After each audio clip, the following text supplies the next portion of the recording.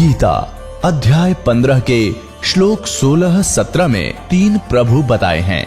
ये 3 प्रभु कौन हैं? किस प्रभु की शरण में जाने के पश्चात जन्म और मरण समाप्त हो सकता है? 3 प्रभुओं में सबसे उत्तम परमात्मा कौन है? कैसा है? उसका क्या नाम है? इन सभी गूढ़ रहस्यों को जानने के लिए अवश्य सुनिए जगत गुरु तत्वदर्शी संत रामपाल जी महाराज के अमृत वचन। सत साहिब दर्शकों, मनुष्य अपने जीवन में अनेकों भक्ति साधना करता है, लेकिन फिर भी उसको सुख शांति नहीं मिलती।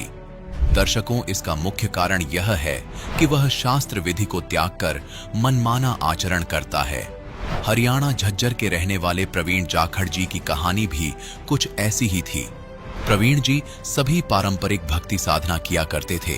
ये मंगलवार के व्रत भी करते थे, हनुमान चालीसा भी पढ़ते थे और अमावस्या और पूर्णिमा की पूजा भी किया करते थे, लेकिन फिर भी इनको अपने जीवन में कोई सुख शांति नहीं मिल रही थी। दर्शकों, प्रवीण जी का कहना है कि मेरी जिंदगी तब बदली जब मुझे संत रामपाल जी महाराज द्वारा लिखित पुस्तक ज्ञान गंगा मिली, और ज्ञान गंगा पढ़ने के बाद मानो मेरी सारी शंकाएं समाप्त हो गई हों। दर्शकों, आखिर ज्ञान गंगा पुस्तक में संत रामपाल जी महाराज ने ऐसा क्या लिखा है कि जो भी इस पुस्तक को पढ़ता है वह संत रामपाल जी महाराज के आश्रम में खींचा चला आता है। आइए जानते हैं कि इसके पीछे की सच्चाई क्या है। सुनते हैं प्रवीण जाखड़ जी की कहानी, उन्हीं की जुबानी। नमस्कार सर। नमस्कार जी। सर क्या नाम है आपका? सर मेरा नाम प्रवीण जाखड़ है जी। सर कहाँ से हैं आप? मैं गांव धनीरवास जिला झज्जर हरियाणा से हूँ जी। सर संत रामपाल जी महाराज से नाम दीक्षा आपने कब ली? सर गुरु जी की दया हुई मेरे ऊपर 1 सितंबर 2011। सर संत रामपाल जी महाराज से नाम दीक्षा लेने से पहले आप क्या भक्ति साधनाएं करते थे? हाँ सर, मैं जो अपने समाज में है जैसे सारी पूजा साधनाएं करते थे, जैसे कि मंगलवार का व्रत करना, एक पंडित जी को गुरु भी बनाया था, और अपने हनुमान के व्रत के साथ साथ सोमवार के भी व्रत करता था। सब साधनाएं करते थे जो भी हमारे समाज में होती हैं, जैसे कि अपने अमावस्या निकालना, द्वादशी करना, पूर्णिमा बनाना, ये सब करते थे। तो फिर संत रामपाल जी महाराज की शरण में आप कैसे आए? सर मैं इतनी टेंशन में था कि घर में 3 छोटी बहनें थी, उनकी शादी का खर्चा होना था, जैसे कि दहेज देना, जो कि आम समाज में है एक बुराई। तो टेंशन रहती थी कि भाई बहन सरकारी स्कूल में पढ़ती थी और इतना खर्चा कैसे उठाएंगे भाई दहेज में। और जैसे साथी दोस्त बोलते थे कि भाई हमने अपनी बहन की शादी में इतना दहेज दिया, वो इतनी पढ़ी लिखी थी तब भी। तो हम सोचते थे अपनी बहन तो इतनी पढ़ी भी नहीं है, लेकिन इतना दहेज देंगे और क्या पता, क्या गारंटी है, क्या फिर भी सुखी रहेगी वो। तो सबसे पहले संत रामपाल जी के बारे में सुनने के बाद ये खुशी हुई कि महाराज जी ये सब बुराई छुटवाते हैं, जैसे कि दहेज देना, झूठ बोलना, मांस खाना, नशे करना, नशीली वस्तुएं किसी को उपलब्ध कराना, ये सब बुराइयां छुटवाते हैं संत रामपाल जी महाराज। तो गुरु जी से जुड़ने के लिए मन में उत्सुकता हुई, और एक दिन परमात्मा ने ऐसी दया की कि मेरे को ये किताब मिली संत रामपाल जी महाराज जी द्वारा लिखी हुई ज्ञान गंगा पवित्र पुस्तक, जिसको पढ़ के मैं गुरु जी की शरण में गया और मेरे को सर्व टेंशन चिंताएं दूर हो गई मेरी, और उस दिन से मेरे को सर्व सुविधाएं सुख होने शुरू हो गए। सर आपने बताया कि जो हिंदू धर्म में भक्ति साधनाएं होती हैं वो सब आप करते थे, तो इन सब भक्ति साधनाओं से आपको क्या लाभ मिले? उन भक्ति साधनाओं को करते करते लाभ तो कुछ था नहीं, साथ के साथ धन भी जेब से जाता था। घर से चोरी छिपे जाते थे, जैसे कि मैं एक बार कावड़ के मेले में चला गया, जो हमारे पड़ोस में एक गाँव है, जब शिवरात्रि होती है तो कावड़ लाते हैं लोग, वहाँ गंगा जल चढ़ाते हैं। तो मैं उस मेले में चला गया था। घर आया तो पापा ने झगड़ा किया, मेरे को मारने के लिए दौड़ा। एक 4 पाई की बाई पड़ी थी लंबी बांस के, उठा के पीछे दौड़ा, तो मैं तो दौड़ गया, भाग के बच गया, लेकिन मम्मी को मारा सिर में। तो ऐसे झगड़े ही होते थे। उन साधनाओं को करने से लाभ तो कुछ था ही नहीं, साथ में धन भी नुकसान होता था। कभी पंडित के पास जाते, पंडित जी बोलते भाई अभी डैया चल रहा है, यानी 2.5 साल दुखी रहोगे। फिर कभी फिर जाते तो बोलते अभी 7.5 शुरू होगी, 7.5 साल दुखी रहोगे। किसी ने बोल दिया भाई शनि के मंदिर में जाओ, शनिवार को तेल चढ़ाओ, वो सब भी करते रेगुलर। जितनी भी साधनाएं जो भी जिसने भी जैसा ही बताया, जहाँ भी हर जगह गई, मेहंदीपुर बालाजी गई, पालम हनुमान जी का मंदिर है एक, वहाँ गई। हर महीना नजफगढ़ साईं बाबा के मंदिर में जाते थे, यानी कि कोई ऐसी पूजा साधनाएं छोड़ी नहीं जो मैं नहीं की। और मेरी मम्मी तो हर पूरे सप्ताह ही व्रती रहती थी। कभी 40 से करना, कभी 9 व्रतें करना। तो हम इतनी साधना को करके घर में इतनी कड़े रहना, इतने दुखी थे, इतने पैसे के लिए, एक एक पैसे के लिए मारा मारी रहती थी। पापा के साथ दुकान पे जाके अपनी लकड़ी का काम, लकड़ी चीरने का काम था, भारी भारी पेड्डे उठाना, पेट में दर्द हो जाता था। गर्मी के अंदर उसके अंदर गाड़ी के अंदर बुरादा भरना, उसको खाली करके आना, यानी काम का काम करते और ऊपर से दुखी रहते। पैसे कहीं उलझ जाते थे, फैक्ट्री वाले भट्ठे वाले पैसे देते नहीं थे वापसी। लाखों का बिजनेस करने के बाद भी उनको अपने पैसे को हड़प जाते थे।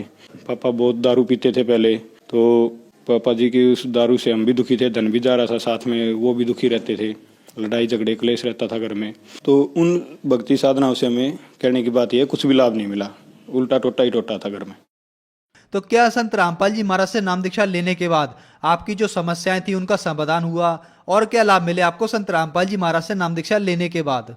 हाँ सर, संत रामपाल जी महाराज जी की शरण में आने के बाद मेरे को इतने लाभ हुए कि देखो, जैसे मैं बताता हूँ। पहले मेरी बाइक का 100 की स्पीड पे एक बार टायर फट गया था, बिल्कुल टायर अगला खत्म था, और मैं परीक्षा देने के लिए जा रहा था।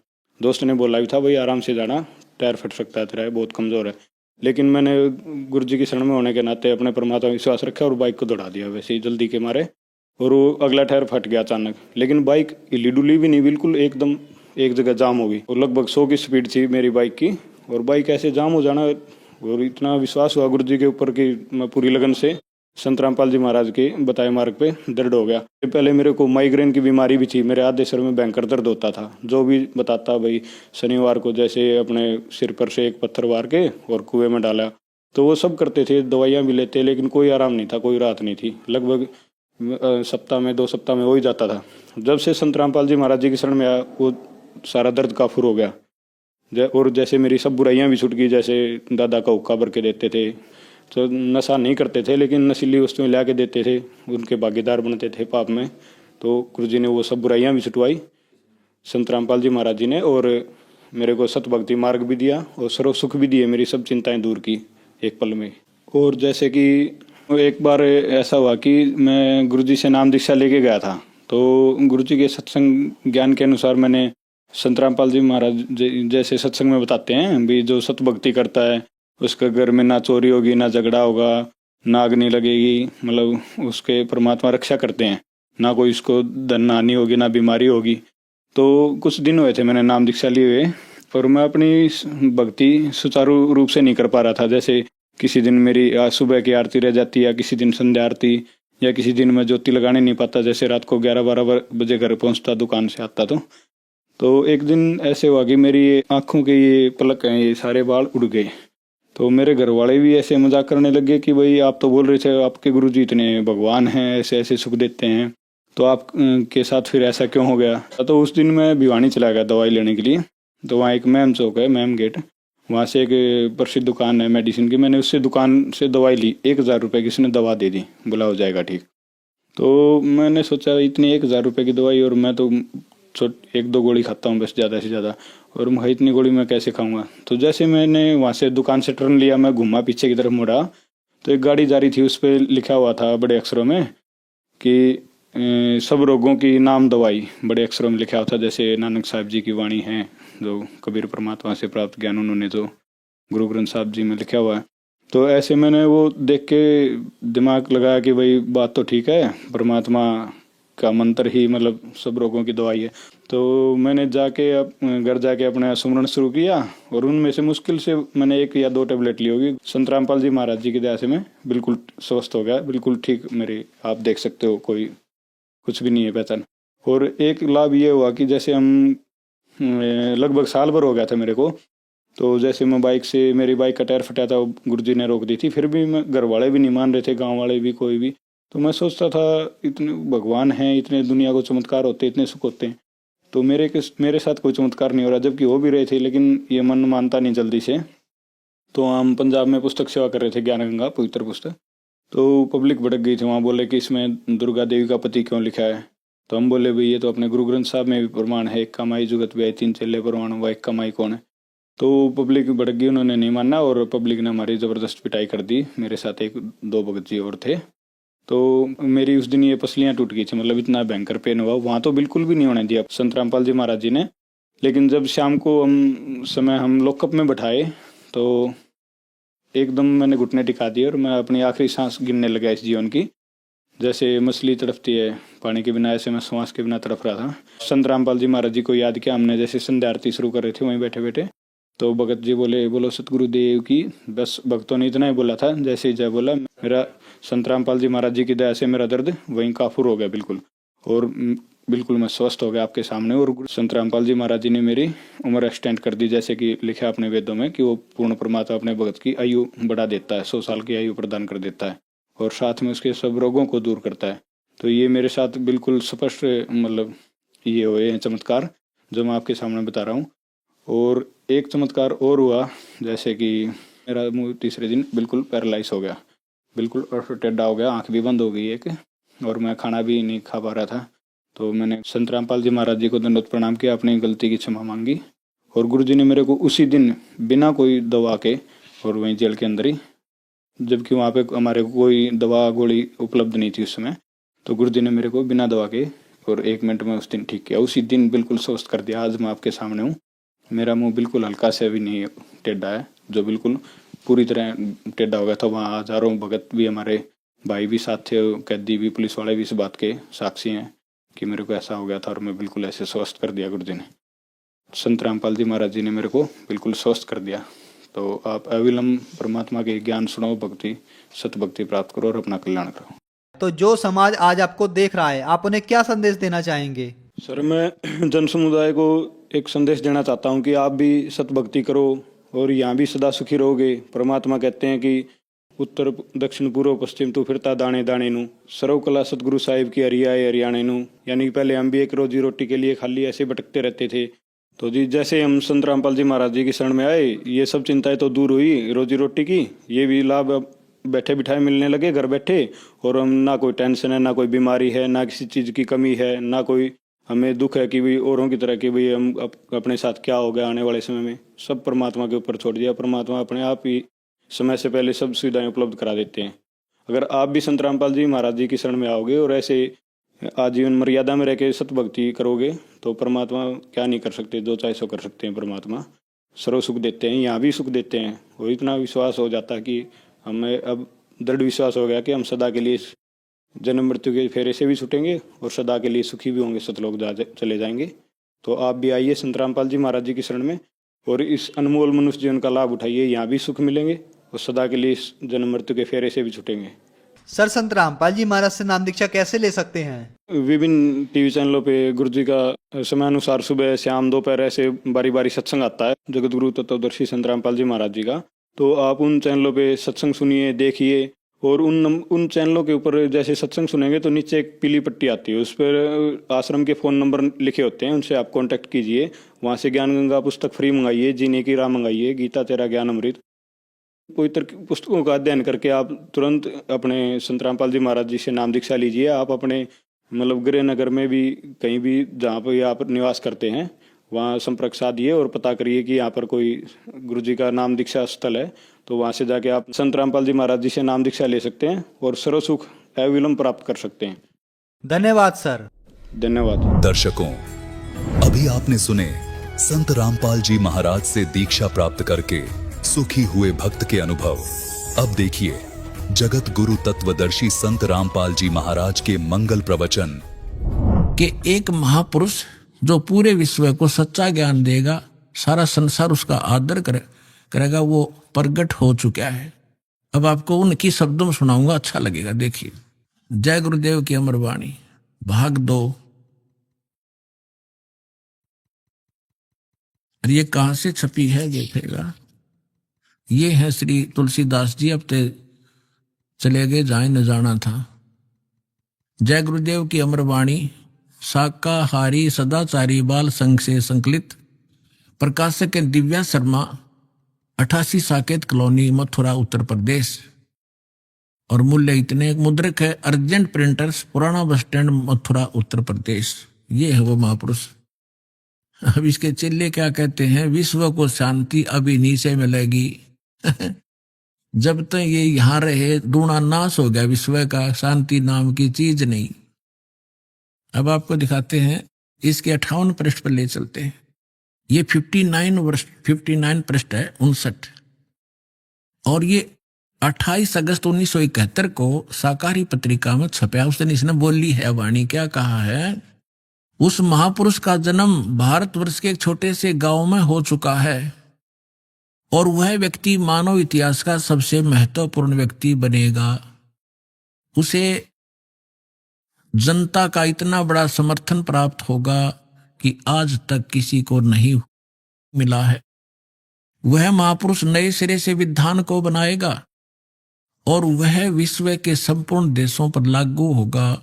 उसका एक झंडा होगा, उसकी एक भाषा होगी। 28 अगस्त 1971 को इस तुलसीदास जय गुरुदेव वाले पंथ के प्रवर्तक ने ये भविष्यवाणी तो आगे की, उसने बता दी कि इसमें भविष्यवाणी भी है कैसा होगा, और यथार्थ वर्तमान वाणी बता दी, उसका जन्म हो चुका है 1971 में 28 अगस्त को। फिर लोगों ने पूछा कि भगवान ये तो बताओ वो कहाँ है, आप इतना जानते हो तो ये भी बता दो वो कहाँ है, कौन से गांव में है, छोटे से गांव में, ताकि हम उसको खोज लें। तो इसने फिर क्या बताया, इसने 7 सितंबर 1971 को फिर से बताया, संकेत किया। देखिएगा इसी के 50 नंबर पृष्ठ पर, यही वो पुस्तक है जय गुरुदेव की अमर वाणी भाग 2, इसके 50 पृष्ठ पे 7 सितंबर 1971 को इसने भविष्यवाणी की और उसमें क्या बताया कि वह अवतार जो 28 अगस्त को इसने बताया था 71 में, वह अवतार जिसकी लोग प्रतीक्षा कर रहे हैं 20 वर्ष का हो चुका है।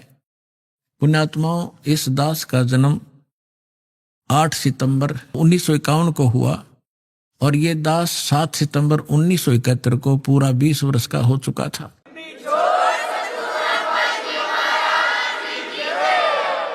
ये देखिएगा, वह अवतार जिसकी लोग प्रतीक्षा कर रहे हैं वो 20 वर्ष का हो चुका है। यदि उसका पता बता दूं तो लोग पीछे पड़ जाएंगे। अभी ऊपर से आदेश बताने के लिए नहीं हो रहा है। मैं समय का इंतजार कर रहा हूं और सभी महात्माओं ने समय का इंतजार किया है। समय आते ही सबको सब कुछ मालूम हो जाएगा। ये 7 सितंबर 1971 को उसने भविष्यवाणी की। इस दास ने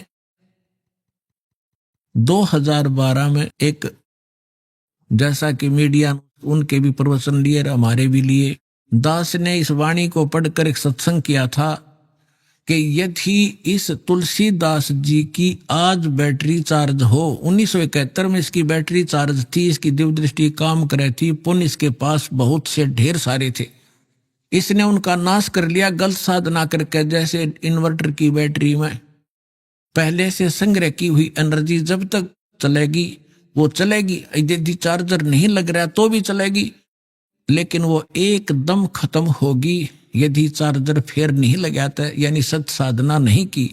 यही दशा इस महापुरुष की हुई। ये पुण्यात्मा था, इसने 1971 में इसकी दूरदृष्टि काम करे थी। इसने बिन की बिन बता दी कि वो उस महापुरुष, उसका जन्म हो चुका है और 7 सितंबर 1971 को 20 वर्ष का हो चुका है। लेकिन दास ने कहा कि यदि आज इसकी दिव्य दृष्टि काम करती है तो तुलसीदास जी बता दे अपने शिष्यों को कि जिसके बारे में मैंने 7 सितंबर 1971 को भविष्यवाणी की थी वो बरुवाला में आ रहा है, चले जाओ।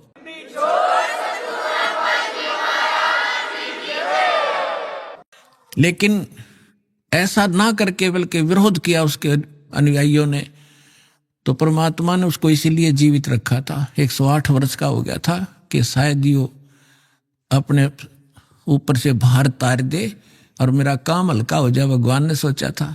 लेकिन अहंकार भर गया उस प्राणी में, लाखों करोड़ों शेष हो गए। हरि भी क्या करेंगे, वो करोड़ कहाँ जाएंगे, आप पता नहीं कहाँ कौन सी योनि भोग रहा होगा।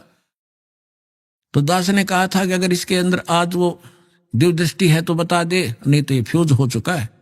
जब उसने नहीं बताया तो 6 महीने के अंदर उसकी टिकट कट गई, चला गया। और एक नास्त्रे दमस नाम के महापुरुष हुए हैं, उन्होंने भी कंप्लीट दास के ऊपर, आपने उसको पढ़ा भी होगा, ज्ञान गंगा के अंदर भी वो आपके लिए भक्तों ने बनाकर भेज रखा है, आपने पढ़ा होगा, नहीं तो पढ़ लेना।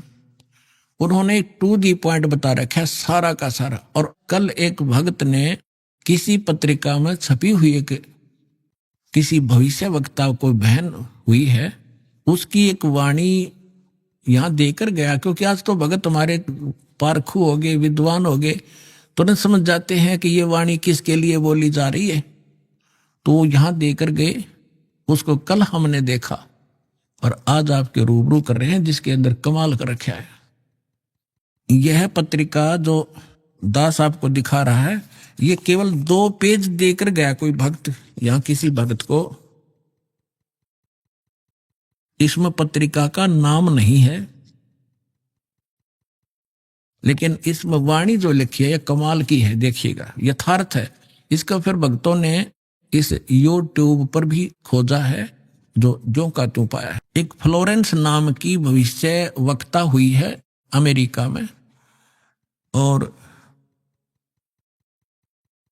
उसने इस दास के बारे में, एक महापुरुष के बारे में, ये तो आप कहने की जरूरत नहीं, बार बार कहना अच्छा भी ना लगता, आप पे पता लग जाएगा सब सारे लक्षणों को जब आपके रूबरू किया जाएगा। इसने कहा कि विश्व प्रसिद्ध भविष्य वक्ता फ्लोरेंस ने भविष्यवाणी की है कि तीसरा विश्व युद्ध नहीं होगा, वह भारत के प्रयासों से टल जाएगा। एक दिव्य महापुरुष की विचारधारा से भारत में एक आध्यात्मिक लोग सत्ता में आएंगे। उस महापुरुष के अनुयायी उनकी इस नई विचारधारा को विश्व में फैलाएंगे। भारत ही नहीं, पूरे विश्व के लोग उस विचारधारा से प्रभावित होंगे। भविष्य वक्ता फ्लोरेंस की महत्वपूर्ण वाणियां। अब देखिए, ये है वो, पूरा देखना एक बार, ये है वो बहन जिसका फोटो है, ये चित्र बना है इस पत्रिका के अंदर। ये वो बहन खड़ी है, जैसे एक फिलोसफर की तरह इनकी दृष्टि स्पष्ट दिखाई दे रही है। अब इसके हम आगे और पढ़ेंगे तो आनंद घना होगा। इसके हमने फोटो स्टेट कर रखी है, इसमें निशान लगा रखे, इसमें कुछ उभरे हुए अक्षर हैं, अच्छे पढ़े जाएंगे। देखिए, इसमें ज्यादा ना पढ़ के हम अपने काम का पढ़ेंगे। वो हमने 53 पर पढ़ा था, ये हमने 53 पृष्ठ है इसका, इस पे पढ़ा था। ये यहाँ 53 पृष्ठ है, यहां देखा था 53 पृष्ठ पे। और अब हम यहां पढ़ेंगे 54 पृष्ठ पे। ये 54 पृष्ठ है। अब देखिएगा यहाँ क्या लिखा है। पहले उसने बताया कि इस प्रकार बहुत सी भविष्यवाणियां इसकी, इराक के राष्ट्रपति सद्दाम हुसैन ने अमेरिका से युद्ध किया, इस प्रकार की बहुत सी खतरा मंडला रहा था, टल गया। फ्लोरेंस की इतनी भविष्यवाणियां सच साबित हुई हैं कि कोई उनकी भविष्यवाणियों पर शक तक नहीं कर सकता। वैज्ञानिक भी उनकी भविष्यवाणियों के सच होने के से आश्चर्यचकित हैं। फ्लोरेंस ने अपनी भविष्यवाणी में कई बार भारत का जिक्र किया है। The fall of sensational culture नाम की अपनी पुस्तक में उन्होंने लिखा है, सन 2000 आते आते प्राकृतिक संतुलन भयावह रूप से बिगड़ेगा। यानी लोगों में दुराचार, रिश्वतखोर, हाहाकार, बेईमाना घर कर जाएगा। लोगों में आक्रोश का भावना प्रबल होगी, दुराचार पराकाष्ठा पर होगा। पश्चिम देशों के विलासितापूर्ण जीवन जीने वालों में निराशा, बेचैनी और अशांति होगी। अतृप्त अभिलाषाएं और जोर पकड़ेंगी, जिससे उनकी अपनी कटुता बढ़ेगी। चारों ओर हिंसा और बर्बरता का वातावरण होगा। गरीब संपन्न व्यक्तियों की संपत्ति छीनेंगे, ऐसा वातावरण होगा और चारों ओर हाहाकार मच जाएगा। अब देखो, अब ये भविष्य वक्ता कह रही है कि ऐसी, अगर वो संत ना आता तो ऐसी दशा भारत की हो जाती, लोग एक दूसरे ने लूटने लग जाते। अब इसने तुरंत फिर क्या कहा कि उस संत की विचारधारा से वो घातक माहौल टल जाएगा। देखिए यहां आगे, ऐसा वातावरण होगा, ऐसा हाहाकार मच जाएगा। लेकिन भारत से उठने वाली एक नई विचारधारा, लेकिन भारत से उठने वाली एक नई विचारधारा इस घातक वातावरण को समाप्त कर देगी। वह विचारधारा वैज्ञानिक दृष्टि से लोगों में सामंजस्य और आपसी भाईचारा और भाईचारे का महत्व समझाएगी। वह यह भी समझाएगी कि धर्म और विज्ञान में आपस में विरोध नहीं है। आध्यात्मिकता की उच्चता और भौतिकता का खोखलापन सबके सामने उजागर करेगी। अपने आत्माओं, ये तो चलो इन भविष्य वक्ताओं का तो इतना काम समझ लो आप। जैसे परमात्मा ने विद्वान बना दिया, पृथ्वी और सूरज बना दी, सब नक्षत्र बना दिए, और समय अपने आप निर्धारित है कि इस समय 6:20 पर सूर्य उदय होगा। अगर कोई खगोल भगोल का ज्ञाता अब बता दे कि फलानी तारीख को 6:20 पर सूर्य उदय होगा, वो ना बताता तो भी उसी समय होना ही था वो, क्योंकि उस परमात्मा ने वो निर्धारित सिस्टम बना ही रखा है।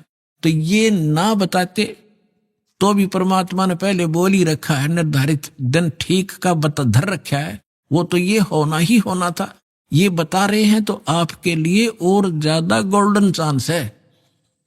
सभी पुण्यात्माओं ने देर नहीं करनी चाहिए। महापुरुष बार बार कोई झूठ बोल रहे हैं, परमात्मा ने कहा, सब संत कहें, और ये भविष्य वक्ता बताने लाग रहे जो इस देश से भी संबंधित नहीं थे, और फिर भी नहीं समझोगे तो कति बालक हो तुम, तो बुद्धि ही नहीं दी फिर आपको। जैसे दास बहुत बार आपको समझाता है, हर एक प्रवचन में परमात्मा ने जो पहले बोला था वही दास आज बता रहा है। और अभी भी बहुत से मेरे अधिकतर जितने भी प्रवचन होते हैं इसी आधार पर होते हैं कि आप क्या कर रहे हो।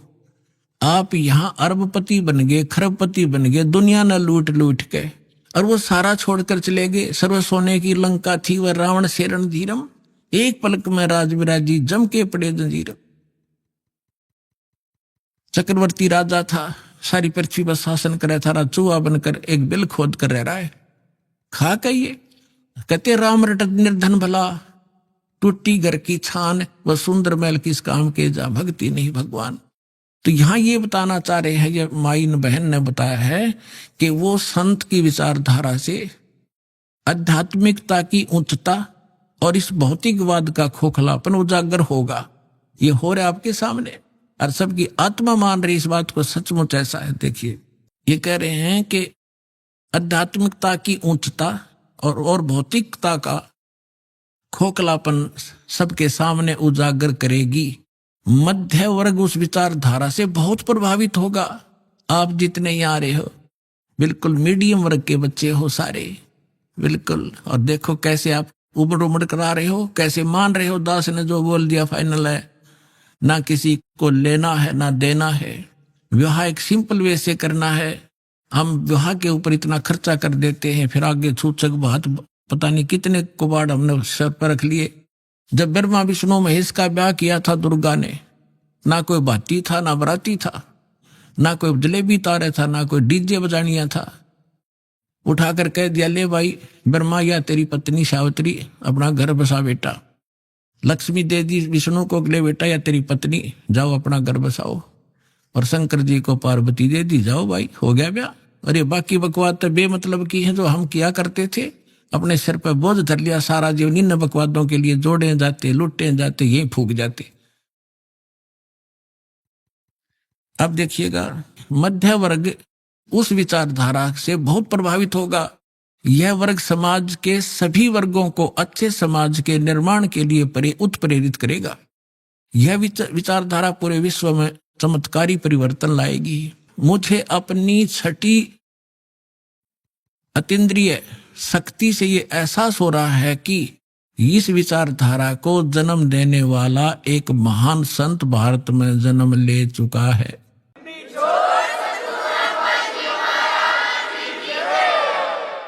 ये देखिएगा, ये 1900 यहां लिखा है कि एक पत्रकार ने 1964 में फ्लोरेंस से पूछा था और 1980 की शुरुआत तक व्यापक उथल-पुथल 80-89 के बाद ऐसे भूकंप आएंगे कि न्यू जर्सी का कुछ हिस्सा तथा यूरोप और एशिया के कई देशों के स्थानों पर भूकंप से विदीर्ण हो जाएंगे। कुछ जलमग्न हो जाएंगे, तृतीय विश्व युद्ध का आतंक सबके दिमाग में बैठ जाएगा, वे इस युद्ध की तैयारी कर लेंगे। लेकिन भारतीय राजनेता नहीं, वो संत की तरफ से शिकार है, तीसरे युद्ध से वो समाप्त कर रहे। तो 1964 तक यह जीवे थी। 1964 में तो ये युवा थी जो बता रही थी, 10, 20, 30 वर्ष और भी रहेगी, 94-95 तक यह जीवे थी। तो इसने उस समय बता दिया था, 1964 में भी इसने बता दिया था कि उसका जन्म हो चुका है। और उसको दृष्टि आगे की जो वर्तमान का जो दास की स्थिति थी अब की है, वो भी दिखाई देती। देखिएगा, मुझे अपनी छठी अंतीन्द्रिय यानी अंदर के आभास से उस शक्ति से ये एहसास हो रहा है कि इस विचारधारा को जन्म देने वाला वह महान संत भारत में जन्म ले चुका है। उस संत के ओजस्वी व्यक्तित्व का प्रभाव सबको चमत्कृत करेगा।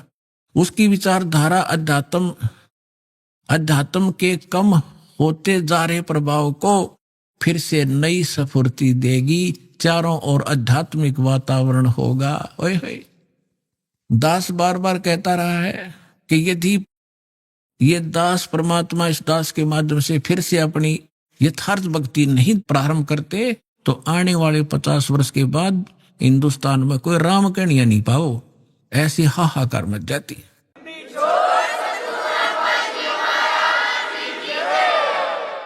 तो इसमें यही कहा है कि वो फिर गिरते हुए अध्यात्म सत्र को फिर से उभारेगा, इसका ये भावार्थ है। कहते हैं उस संत के ओजस्वी व्यक्तित्व का प्रभाव सबको चमत्कृत करेगा। उसकी विचारधारा अध्यात्म के कम होते जा रहे प्रभाव को फिर से नई स्फूर्ति देगा, चारों ओर आध्यात्मिक वातावरण होगा। संत की विचारधारा से प्रभावित लोग विश्व के कल्याण के लिए पश्चिम की ओर चलेंगे। धीरे धीरे एशिया, यूरोप, अमेरिका पर पूरी तरह छा जाएंगे। उस संत की विचारधारा से पूरा विश्व प्रभावित होगा, उनके चरण चिन्हों पर चलेगा। पश्चिमी देश के लोग, अमेरिका, इंग्लैंड आदि, उन्हें ईसा, मुसलमान उन्हें एक सच्चा रहनुमा और एशिया के लोग उन्हें भगवान का अवतार मानेंगे। उस महासंत की विचारधारा से बौद्धिक क्रांति आएगी। बौद्धिक माने अच्छी बुद्धिमान लोग उसके साथ होंगे। देखो, बुद्धिजीवियों की मान्यताएं बदलेंगी। जो ये अंग्रेज पाके बैठे बड़े बड़े अफसर कहते हैं नवी सोचने पर विवश होना पड़ेगा कि तुम कर क्या रहे हो, करना क्या चाहिए था। बुद्धिजीवियों की मान्यताएं बदलेंगी, उनमें ईश्वर के प्रति श्रद्धा और विश्वास की कोपलें फूटेंगी। फ्लोरेंस के अनुसार वह संत भारत में जन्म ले चुके हैं। वह इस संत से काफी प्रभावित थी। अपनी एक दूसरी पुस्तक golden light of new era में भी उन्होंने लिखा है कि जब मैं ध्यान लगाती हूं तो अक्सर एक संत को देखती हूं, गौर वर्ण के यानी गोरे वर्ण के। उस संत के ललाट पर गजब के तेज होता है। उनके ललाट पर आकाश से एक नक्षत्र के प्रकाश की किरणें निरंतर बरसती रहती है। अपने आत्माओं, आप देखिएगा ये इस तरह आती है ये जैसे परमात्मा बैठे हैं सतलोक में, वहां से इस दास के ऊपर ये ऐसी अपनी किरण बरसा रहे हैं। यहां से आकाश से आ रही है और दास के ऊपर परमात्मा की शक्ति निरंतर चल रही है। उसी से आगे आपको कनेक्शन दिया जा रहा है। अब उसी को ये बहन बता रही है फ्लोरेंस, अपनी दिव्य दृष्टि से देख करके उसके ऊपर माथे पर यानी उसके सिर के ऊपर उस पर ऊपर से आकाश से नक्षत्रों से एक लाइट निरंतर आ रही है जो उसके माथे पर बरस रही है और वही शक्ति आगे आप में जा रही है।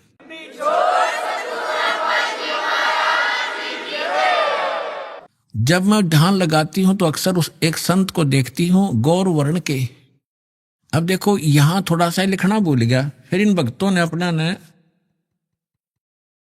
इस एक बुक इसने बताई है, देखिएगा एक दूसरी पुस्तक golden light of new era, ये एक बुक है। इस बुक के आधार से भक्तों ने एक वेबसाइट से यानी यूट्यूब से निकाला है, वेबसाइट से इसकी से इंग्लिश में है उसकी वाणी, वो इस प्रकार देखिएगा। यही है ये golden era divine, I can clearly visually A golden era divine. वो कहती है मैं देखती रहती हूं, यहां देखना, यहां पर है जो हिंदी उसने किया वो यहां से है। When I enter great flights of meditation, I visualize, मैं देखती हूं। ये क्या कहती है बहन के जब मैं ध्यान की गहन ऊंचाइयों को छूती हूं, यानी जब मैं ऊपर उड़ती हूं ध्यान से, तो मैं क्या देखती हूं, देखिएगा। When I enter great flights of meditation, I visualize such a great sant who is fair skinned, यानी fair skinned माने साफ वर्ण का, गौर वर्ण का, with white hair, उसके बाल सफेद हैं, white hair, and without a beard and mustaches, वो बिना दाढ़ी मूछ का है।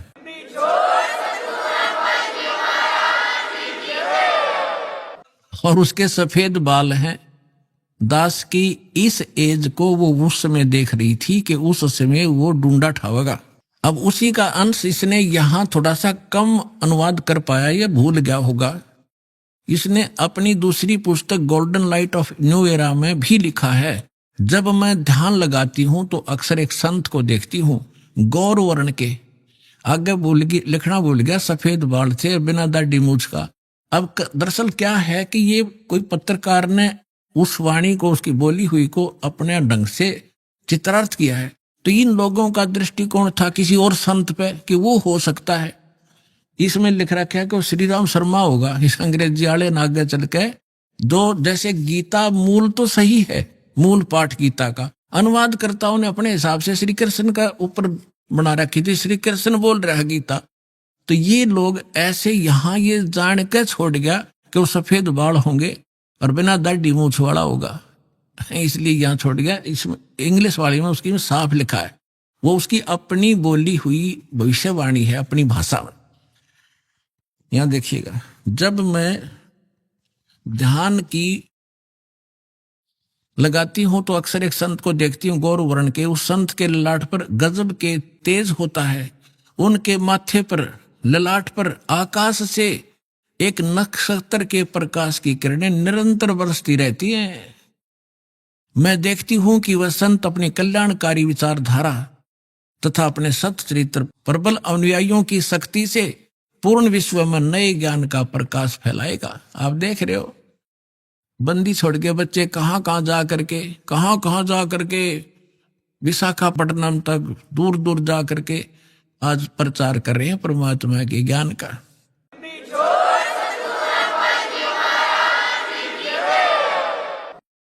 देखियो, तो वह संत अपनी कल्याणकारी विचारधारा तथा अपने सच्चरित्र प्रबल अनुयायियों की शक्ति से संपूर्ण विश्व में नए ज्ञान का प्रकाश फैला रहे हैं।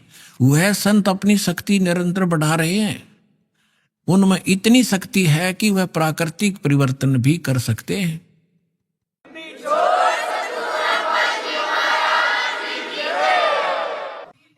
वह अपना कार्य वैज्ञानिक ढंग से करेंगे। उनकी कृपा और प्रयत्न से मानवीय सभ्यता में नई जागृति आएगी। विश्व के समस्त जनसमूह में नई चेतना का संचार होगा। लोक शक्ति का एक नया रूप उभर कर सामने आएगा, जो सत्ताधारियों की मनमानियों पर अंकुश लगा देगा। जो राजा लोग अपनी मनमानी बकवाद करते हैं, उस संत के अनुयायी उनको विवश कर देंगे कि बंदे बनकर रहो, बकवाद बहुत दिन कर ली तुमने। देखिएगा, विश्व के समस्त जनसमूह में नई चेतना का संचार होगा। लोक शक्ति का एक नया रूप उभर कर सामने आएगा, और जो सत्ताधारियों की मनमानियों पर अंकुश लगा देगा, राजनेताओं के ऊपर। मनोचिकित्सक तथा सम्मोहन कला के विश्व प्रसिद्ध ज्ञाता डॉक्टर मोरे बर्स्टीन की फ्लोरेंस से अच्छी दोस्ती थी। एक बार फ्लोरेंस ने उनसे भी कहा था कि डॉक्टर वह समय बड़ी तेजी से निकट आ रहा है जब सत्ता लोलुप्त राजनेताओं की अपेक्षा आप जैसे समाज सेवकों की बातें समाज अधिक ध्यान से सुनेगा। 21वीं सदी के आते आते एक नई विचारधारा पूरे विश्व को प्रभावित करेगी। हर राष्ट्र में सचित्र धार्मिक लोगों का संगठन लोगों के दिमाग में बैठी गलत मान्यताओं को बदल देगा।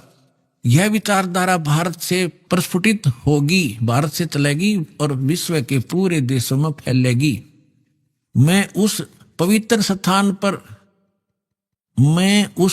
स्थान पर एक प्रचंड तपस्वी को देख रही हूं जिसका तेज बड़ी तेजी से फैल रहा है। मनुष्य में सोए देवताओं को जगाने तथा धरती को स्वर्ग जैसा बनाने के लिए वह संत दिन रात प्रयत्न कर रहे हैं।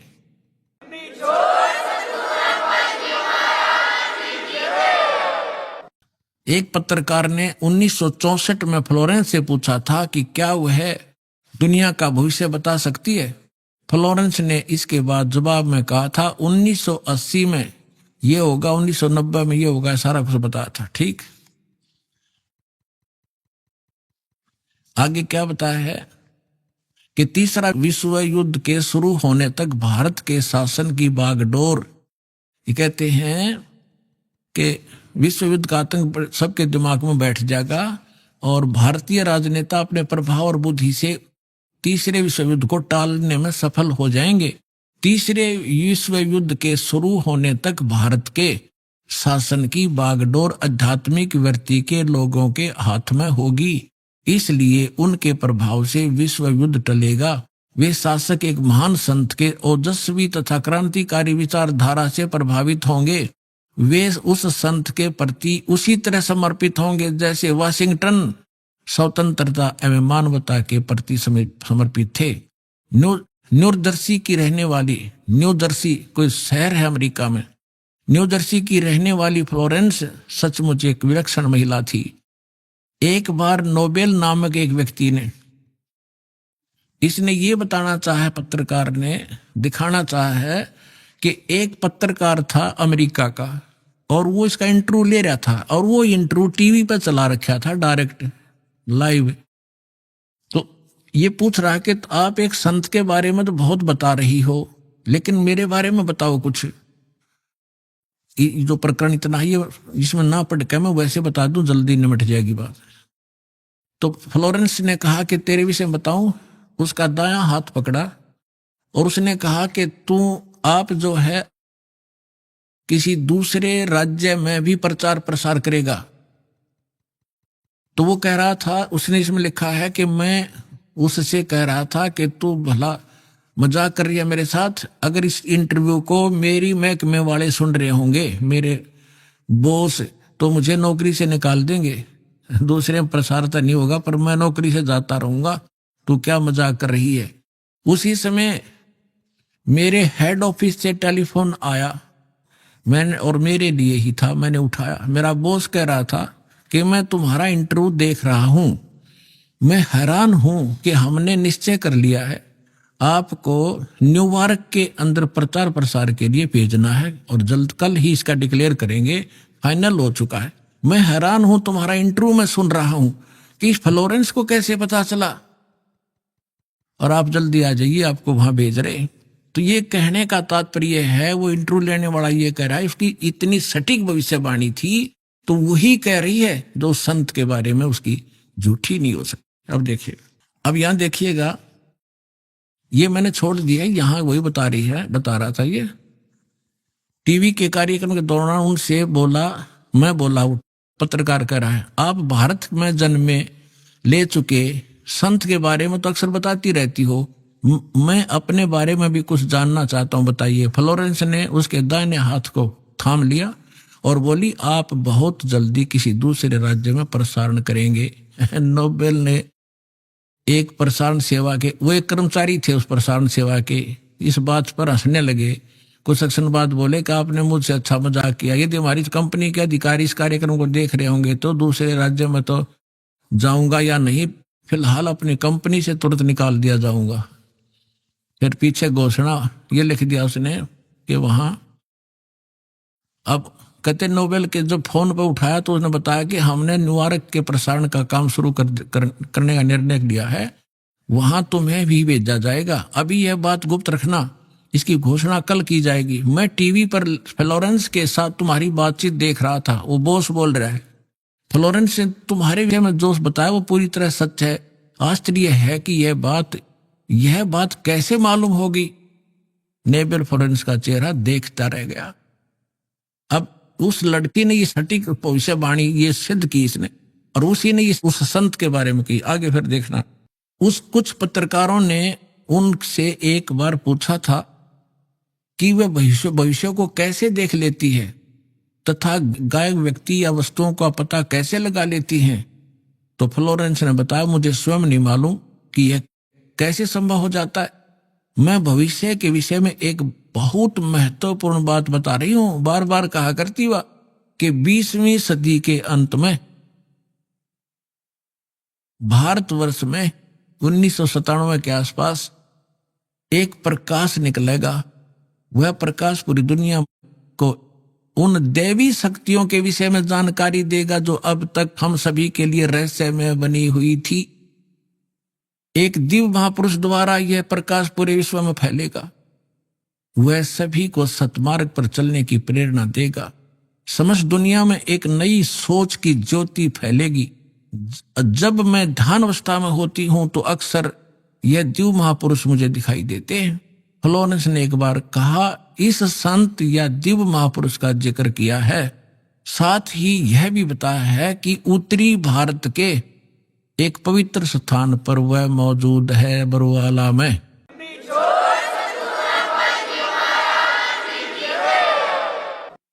अब आप हिसाब लगा लियो पुण्यात्माओं, कौन है वो दास।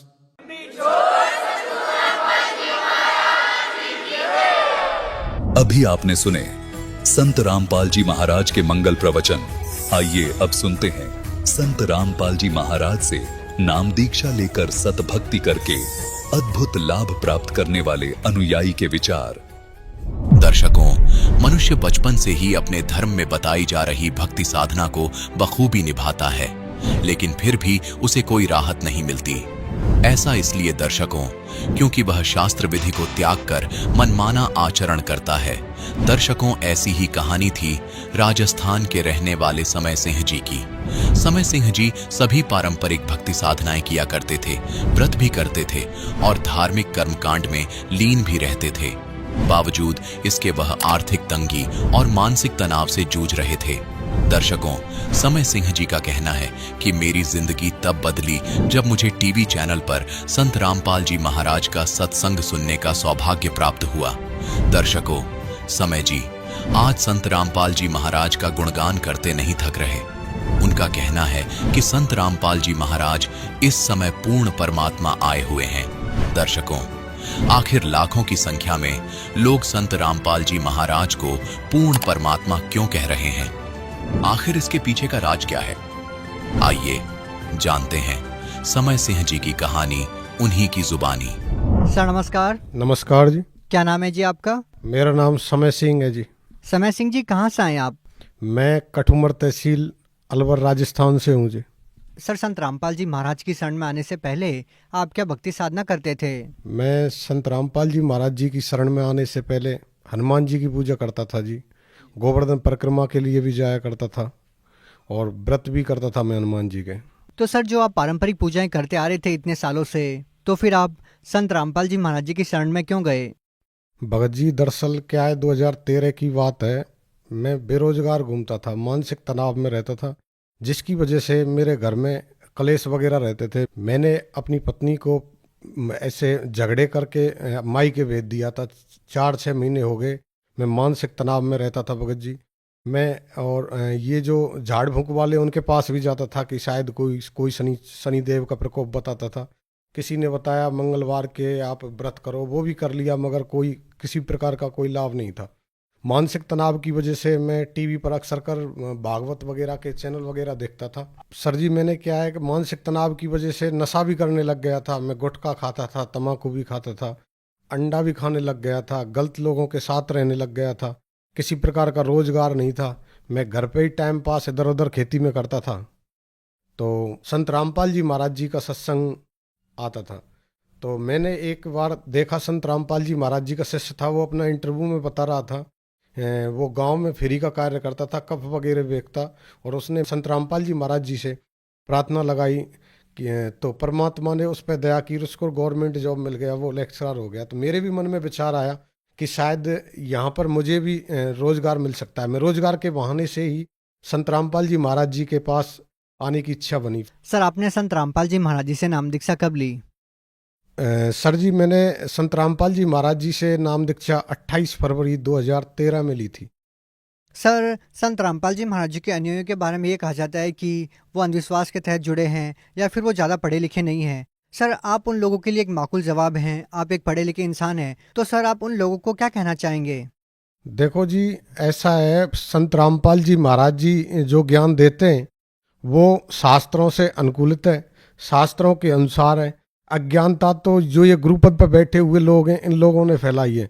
आज पढ़ा लिखा इंसान भी संत रामपाल जी महाराज जी से नाम दीक्षा लेके सारे शास्त्रों को पढ़ के और तब जाके संत रामपाल जी महाराज जी की शरण में आया है। मैंने संत रामपाल जी महाराज जी की शरण में आने से पहले ज्ञान गंगा पुस्तक पढ़ी थी, फिर उसके बाद संत रामपाल जी महाराज जी का ज्ञान मुझे सबसे उत्तम लगा। सर जैसा कि आपने बताया कि आपने संत रामपाल जी महाराज जी के ज्ञान को समझा है, आपने ज्ञान गंगा पुस्तक को पढ़ा है। सर हम आपसे ये जानना चाहेंगे कि ऐसा आपने संत रामपाल जी महाराज जी के ज्ञान में और ज्ञान गंगा पुस्तक में क्या पढ़ा जो अन्य किसी संत ने आपको कभी नहीं बताया? देखो जी, संसार में लोग पेड़ को भगवान मान लेंगे, पत्थर को भगवान मान लेंगे, मगर कबीर साहब को एक संत ही मानते हैं। तब मैंने वो ज्ञान गंगा पुस्तक पढ़ी तो उसमें एक वाणी थी, हम सुल्तानी नानक तारे दादू को उपदेश दिया, जात जुलाया भेद न पाया, काशी माए कबीर हुआ। तो हमको भी थोड़ा अटपटा लगा, भाई ये भगवान कबीर साहब तो संत थे, इनको भगवान कैसे बताएगा? जब देखा गीता में प्रमाण और भी सारे ग्रंथों में बताया, ऋग्वेद में भी कबीर साहब के भगवान होने का प्रमाण बताया, तो आंखों देखा तब जाके विश्वास हुआ कि हाँ संसार में भूल पड़ी है, और जो सत्पुरुष है, जो परम अक्षर ब्रह्म है, वो केवल कबीर साहब जी हैं। सर आपने कबीर साहब को परमात्मा मानते हुए संत रामपाल जी महाराज जी से नाम दीक्षा ली है, तो सर हम आपसे ये जानना चाहते हैं कि जो पूजाएं साधनाएं हिंदू धर्म में हजारों सालों से चली आ रही है, देव देवताओं की पूजा, मंदिरों में जाना, जल चढ़ाना, क्या वो पूजाएं सारी व्यर्थ थी? क्योंकि कबीर साहब तो इन पूजाओं का खंडन करते हैं। देखो जी, कबीर साहब जी ने आडंबर और पाखंड का खंडन किया है। गीता जी में भी कहा गया है कि जो शास्त्र विधि को त्याग कर मनमाना आचरण करता है उसे किसी प्रकार की सिद्धि सुख प्राप्त नहीं होता। क्या कहीं भी शास्त्रों में नहीं लिखा कि मंदिरों में जाना, जल चढ़ाना, इस तरह की कोई क्रियाएं करना? जो अपने हिंदू धर्म के शास्त्र हैं उनमें कोई प्रमाण नहीं है मंदिरों में जाने से आपको मुक्ति मिलेगी या फिर जल चढ़ाने से मुक्ति मिलेगी, ऐसा कुछ नहीं है। शास्त्रों में तो व्रत के लिए भी मना किया हुआ है गीता। सर एक और बात हम यहाँ पे आपसे जानना चाहेंगे कि संत रामपाल जी महाराज जी के अनुयायी दावा करते हैं कि उनसे नाम दीक्षा लेने के बाद उनकी कैंसर जैसी भयानक बीमारियां दूर हुई है और अनेकों लाभ उनको हुए हैं। तो क्या संत रामपाल जी महाराज जी से नाम दीक्षा लेने के बाद आपको भी कोई लाभ मिला? जी देखो, सबसे बड़ा लाभ तो ये मिला कि हमको मुक्ति का रास्ता मिल गया भगवान की दया से। और सांसारिक सुख की बात करें तो जिस दिन मैंने संत रामपाल जी महाराज जी की पुस्तक मिली थी उसी दिन से मेरे विचार बदल गए, बुराइयां छूट गईं और जो घर में कलह था वो खत्म हो गया। तो ज्ञान गंगा जब पुस्तक पढ़ी तो मुझे पता चला कि मैंने कितना बड़ा दोष किया है और मैं अपने आप में ग्लानि महसूस करने लगा। नाम लेने से पहले ही मेरे घर का कलह समाप्त हो गया, मेरी सोच बदल गई, मैंने नशा छोड़ दिया। नशा एक बहुत बुरी बीमारी है, मैंने भी कई बार पहले छोड़ने की कोशिश की थी मगर छोड़ नहीं पाता था, परेशान भी था इससे, गुटखा वगैरह से। मगर जब मालिक से मैंने नाम लिया तो भगवान सतगुरु रामपाल जी महाराज जी की दया से मेरा ये नशा खत्म हो गया। घर का जो कलेश होता था जिससे घर मुझे नरक जैसा महसूस होने लगता था, आज संत रामपाल जी महाराज जी की दया से स्वर्ग जैसा है, किसी प्रकार का कोई कलेश नहीं होता है। और एक सबसे बड़ा लाभ जो हुआ भगत जी, मैं क्या बेरोजगार घूमता था, मुझे कोई रोजगार नहीं मिल रहा था। मैं गवर्नमेंट जॉब में भी कोशिश किया था, मैं डिफेंस में भी जाना चाहता था और मगर कोई नहीं था। तो मुझे लगा शायद सतगुरु रामपाल जी महाराज जी की दीक्षा लेने के बाद मेरे दिन सुधर जाएंगे और मैंने दीक्षा ली। दीक्षा लेने के बाद संत रामपाल जी महाराज जी की दया से आज मुझे गवर्नमेंट जॉब भी राजस्थान सरकार में मिल गया है और एक दूसरा लाभ मेरा सांसारिक दृष्टि से देखें तो एक बार मेरे क्या है, मैं भर्ती की रेस वेस किया करता था, तो मेरे पैरों में एक ठसक बोलते हैं, ठेस बोलते हैं देहाती भाषा में, कील भी बोलते हैं, वो बीमारी हो गई थी, जिससे मुझे चलना भी दुर्लभ हो गया था। नंगे पैर में चल भी नहीं सकता था, कांटे से चुभते थे। तो मैंने कई लोकल डॉक्टर को भी दिखाया था, वैसे भी दिखाया था, उनका बोलते थे कोई उपचार नहीं है, वो बुजुर्गों के अक्सर कर हुआ करते थे। मगर मेरे क्या है कि करीब 23 साल की उम्र में ही वो हो गई। मैं सोचता था सारा जीवन कैसे मैं चल पाऊंगा, मुझे तो भर्ती भी देखनी है, कमा के भी खाना है। एक पैर में 4 थी, एक में 3 थी, तो चलना बहुत दुर्लभ हो गया था। मैंने फिर पुराने जो भक्त थे उनसे मैं मिला, उन्होंने बोला संत रामपाल जी महाराज जी से आप प्रार्थना लगाओ, वो लोगों का कैंसर ठीक कर देते हैं, जिसकी आयु समाप्त हो गई उसकी आयु भी बढ़ा देते हैं, तो आपकी तो छोटी सी बात है। जब मैं आश्रम गया, संत रामपाल जी के आशीर्वाद के लिए लाइन में लगा हुआ था, तो गुरु रामपाल जी महाराज जी आए। मैं इतना ही बोल पाया था, गुरु जी मेरे पैरों में इससे आगे नहीं बोल पाया। गुरु जी ने मेरे सिर पर हाथ रखा और कहा बेटा ठीक हो जाएगा, सेवा कर। तो संत रामपाल जी महाराज जी ने आशीर्वाद दिया और मेरी करीब 15 दिन के अंदर अंदर बीमारी ठीक हो गई। उसके बाद मैंने यूपी पुलिस की 5 किलोमीटर की रेस भी 20 मिनट में की है। आज मैं पूरी तरह से, मेरे पैरों में कोई प्रॉब्लम नहीं है, भगवान की दया से और संत रामपाल जी महाराज जी की दया से आज मैं पूरी तरह स्वस्थ हूँ। और कोई लाभ सर? जी भगत जी, एक बार मैं कहीं बाहर पढ़ने जा रहा था, तो मेरे क्या है कि बैग में भी पैसे नहीं थे और जेब में भी पैसे कम पड़ गए थे। मैंने इधर उधर से मैनेज करके पैसे लिए। अब मैं जब वहाँ पहुँचा और मैंने बैग को चेक किया, तो भगत जी वहाँ मुझे 4,000 रुपये रखे हुए मिले। आज तक मुझे उन पैसों का पता नहीं है वो पैसे कहाँ से आए थे। जी सर जी, मुझे विश्वास है कि वो जो मेरे बैग में पैसे मिले थे वो संत रामपाल जी महाराज जी ने ही डाले थे। मैंने और भी विचार किया था, मगर उन पैसों का मुझे कोई अता पता नहीं मिला। वो पैसे, मुझे पूर्ण विश्वास है, संत रामपाल जी महाराज जी ने ही मेरे बैग में डाले थे। और जीवन में नए दिन, बहुत सारे चमत्कार संत रामपाल जी महाराज जी से नाम लेने के बाद प्रतिदिन होते हैं। सर, जैसा कि आपने बताया कि पहले आप बेरोजगार थे, लेकिन संत रामपाल जी महाराज द्वारा दी गई भक्ति को करने से आपको रोजगार भी मिला। सर, आज की जो युवा पीढ़ी है वो अच्छी शिक्षा प्राप्त करने के बाद भी वो बेरोजगार है या फिर कहीं ना कहीं वो नशे की बुरी लत में फंसे हुए हैं, तो उन युवाओं को आप क्या संदेश देना चाहते हैं, क्या कहना चाहते हैं? देखो जी, हर युवा की एक ही टेंशन होती है कि उसे रोजगार मिल जाए। हर कोई जी तोड़ के मेहनत करता है, मगर हर किसी के नसीब में नहीं है। मेहनत सब लोग करते हैं, मगर हर किसी को गवर्नमेंट जॉब नहीं मिलता। मैं हर युवा से एक रिक्वेस्ट करना चाहूँगा कि युवा मेहनत कर सकता है मगर किस्मत नहीं बदल सकता। और ये भगवान ऐसे हैं, ये संत रामपाल जी महाराज ऐसे हैं, जो आपकी किस्मत में भी नहीं होगा ना, उससे ज़्यादा दे सकते हैं। ये अपने प्रवचनों में बताते हैं संत रामपाल जी महाराज, और वादा करते हैं कि मैं आपको मुक्ति के साथ साथ हर प्रकार का सुख देने का वचन देता हूँ। ये मालिक की वाणी है, और मालिक की वाणी संत रामपाल जी महाराज जी की वाणी है, और संत रामपाल जी महाराज जी की वाणी खाली नहीं जा सकती। तो हर युवा को मैं यही कहना चाहूँगा, हम यही रिक्वेस्ट करेंगे कि जो आज का युवा वर्ग नशे की ग्रस्त में, बेरोजगार घूमता है, मानसिक तनाव में रहता है, संत रामपाल जी महाराज आपके जीवन में आने वाली हर प्रकार की समस्या, रोजगार की है, नशा मुक्ति है, आपके घर का कलेश है, मानसिक तनाव है, और भी बहुत सारी जो आपके जीवन में समस्याओं को समाप्त करके आपके जीवन को खुशहाल बनाएंगे। इसके साथ साथ सबसे बड़ा जो लाभ है, आपको इस 84 के चक्कर से निकालेंगे। सर, आज के दिन अगर कोई संत रामपाल जी महाराज जी से नाम दीक्षा लेना चाहता है तो वो उनसे नाम दीक्षा कैसे ले सकता है? जो भी आज संत रामपाल जी महाराज जी से नाम लेना चाहता है, वो मोबाइल पे, यूट्यूब पे या किसी भी बहुत सारे चैनलों पे गुरु जी का सत्संग आता है, संत रामपाल जी का सत्संग आता है, और वहाँ से वो नंबर प्राप्त करके और संत रामपाल जी महाराज जी से नाम दीक्षा ले सकता है। बहुत बहुत धन्यवाद। सत साहिब जी।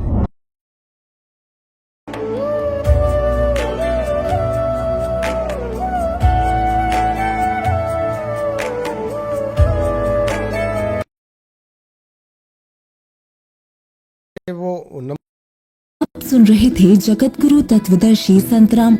आपके घर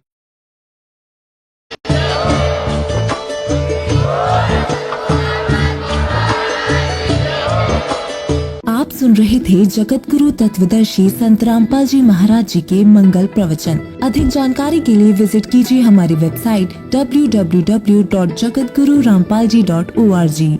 संत रामपाल जी महाराज जी के शुभ आशीर्वाद से पूरे विश्व भर में 500 से भी ज्यादा नाम दीक्षा केंद्र हैं, जिन पर संत रामपाल जी महाराज जी द्वारा ऑनलाइन निशुल्क नाम दीक्षा दी जा रही है। अपने नजदीकी नाम दीक्षा केंद्र का पता करने के लिए संपर्क करें 8222880541।